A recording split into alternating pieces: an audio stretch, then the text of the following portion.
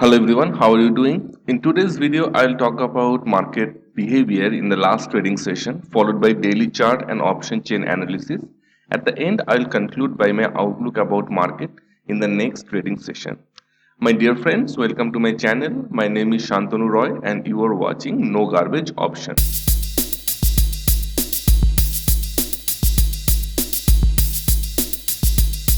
तो my dear friends देखिए जैसा कि हुआ था लास्ट ट्रेडिंग सेशन में या कि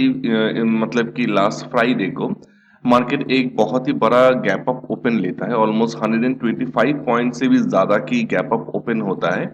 और ये जो बढ़त है ये बढ़त सस्टेन नहीं कर पाता है धीरे धीरे मार्केट नीचे आना शुरू होता है पर जैसे कि आप देख सकते हैं ओवरऑल दिन ढलते ढलते मार्केट में ज्यादा भयंकर गिरावट नहीं होता है बट अराउंड 1 o'clock आते आते क्या होता है एकदम मार्केट सीधा धड़ाक से नीचे आ जाता है मतलब ऊपर के लेवल से ऑलमोस्ट 350 पॉइंट्स की गिरावट होती है फिर दिन ढलते ढलते किसी भी तरह गिरते बढ़ते थोड़ा बहुत ऊपर जाके मार्केट बंद हो जाता है तो ये तो देख रहे हैं कि हम पिछला जो ट्रेडिंग सेशन था उसमें बहुत ही ज्यादा पैनिक सेल हुआ है अभी अब देखते हैं कि ये आगे का जो सिचुएशन होगा वो कैसे होगा तो देखिए जैसे कि मैं बोल रहा हूँ कि पिछले कुछ दिनों से 15,300 और 14,900 देखिए ये दो जो लेवल मैंने आइडेंटिफाई करके रखा है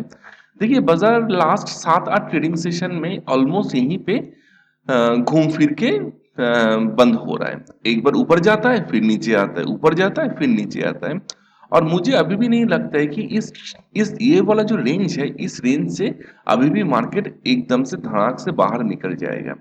ठीक है तो आपके सामने डेली कैंडलस्टिक चार्ट लगा हुआ है और जो टेक्निकल इंडिकेटर्स है वो है 10 डेज ईएमए 21 डेज ईएमए और 50 डेज ईएमए तो अगले दिन जो हुआ था एक मैसिव पैनिक सेल ऑफ हुआ था जैसे कि मैं पिछले स्लाइड में बोल रहा था कि अराउंड 1 बजे के आसपास मार्केट गिरना शुरू हो जाता है और गिरते गिरते गिरते गिरते एकदम नीचे आ जाता है तो ये जो पैनिक सेल था पैनिक सेल ऑफ था इस पैनिक सेल ऑफ में भी मार्केट नीचे आया नीचे आके देखिए 21 डेज ईएमए पे सपोर्ट लिया और क्लोजिंग जो दिया क्लोजिंग 10 डेज ईएमए के ऊपर ही दिया तो ये देख के मुझे लगता है मतलब चार्ट से ये देख के मुझे लगता है कि अगला जो ट्रेडिंग सेशन होगा मंडे को उस दिन मार्केट हो सकता है कि एकदम से सीधा ऊपर चला जाए और अगर किसी भी तरह और कोई रीजन से गिरावट हावी होने लगे तो हो सकता है कि मार्केट नीचे की तरफ आए और 14,900 की तरफ एक सपोर्ट लेने की कोशिश करे तो ये तो था सिचुएशन अपने चार्ट के ऊपर देखते हैं अपना ऑप्शन चेन क्या बोलते हैं तो देखिए आपके सामने 18 मार्च की ऑप्शन एक्सपायरी वाला ऑप्शन चेन लगा हुआ है और ये 12 मार्च आफ्टर मार्केट ऑप्शन चेन है और जो क्लोजिंग हुआ है वो 15,030 पे क्लोजिंग हुआ है मतलब कि हम लोग यहाँ पे कहीं पे एट द मनी है तो एट द मनी के आसपास से अगर हम कॉल साइड देखते हैं तो देखते हैं 15,000 में एक अच्छी खासी रेजिस्टेंस है जो होना कि नॉर्मल है क्योंकि जितना गिरावट पिछले ट्रेडिंग सेशन में दिखने को मिल रहा था उससे ये नॉर्मल है तो हम थोड़ा ऊपर जाते तो 15,100 एक क्रेडिबल रेजिस्टेंस दिखाई देता है 15,200 भी एक क्रेडिबल रेजिस्टेंस मतलब 15,200 एक बहुत ही क्रेडिबल रेजिस्टेंस दिखाई देता है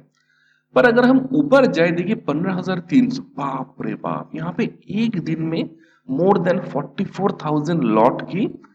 मतलब कॉल राइटिंग हुई है मतलब ये इतना बड़ा नंबर है और एक दिन में मतलब टू मच है ये इससे और ऊपर जाए देखिए 15,500 पे भी एक बहुत मैसिव नंबर है मतलब देखने में तो यही लग रहा है कि जो रेजिस्टेंस है एक के बाद एक बहुत बढ़िया रेजिस्टेंस है तो मार्केट इसको कैसे क्रॉस करेगा कब क्रॉस करेगा ये तो टाइम ही बताएगा पर ऊपर की तरफ जबरदस्त रेजिस्टेंस है और पुट साइड में अगर देखते हैं तो सपोर्ट ढूंढने की कोशिश करते तो देखते 15,000 एक क्रेडिबल सपोर्ट है और 14,900 भी एक क्रेडिबल सपोर्ट है पर जो एक लेवल ज्यादा इंपॉर्टेंट है वो है 15,300 देखिए 15,300 में पिछले ट्रेडिंग सेशन में काफी ज्यादा चेंज इन ओपन इंटरेस्ट और ओपन इंटरेस्ट दिखने को मिल रहा है तो जिस तरह का पैनिक सेल पिछले ट्रेडिंग सेशन में हुआ था और मार्केट नीचे की तरफ मतलब गिरता ही जा रहा था तो ये कौन से ट्रेडर लोग होंगे जो यहाँ पे अभी भी पुट राइट करके बैठे हुए हैं ये वही ना होंगे जिसको पता है कि नहीं मार्केट ये जो पैनिक सेल ऑफ था, ये पैनिक सेल ऑफ बहुत जल्दी उभर के आएगा और मार्केट ऊपर की तरफ जाएगा। तो ये सारे चीज को अगर मैं एक जगह करके कंक्लूड करूं, बोथ ऑप्शन चेन और चार्ट, तो मुझे तो यही लगता है कि मार्केट जो है अभी तेज होने वाला है, और इसीलिए मेरा अगला ट्रेडिंग सेशन का जो आउटलुक है वो लॉन्ग है। और इस सिचुएशन में अगर no gap up gap down की सिचुएशन निकल के आती है तो मुझे लगता है मार्केट एक रिट्रेसमेंट देगा, पर उसके बाद रिकवर करने की जरूर कोशिश करेगा। और अगर गैप अप ओपन होता है तो हो सकता है एक डीप रिट्रेसमेंट हो और उसके बाद रिकवर हो। और अगर गैप डाउन की सिचुएशन निकल के आते हैं तो मुझे लगता है मार्केट बहुत जल्दी रिकवर करने की कोशिश करेगा और लॉन्ग जाएगा। तो दोस्तों, अगर वीडियो आपको पसंद आया तो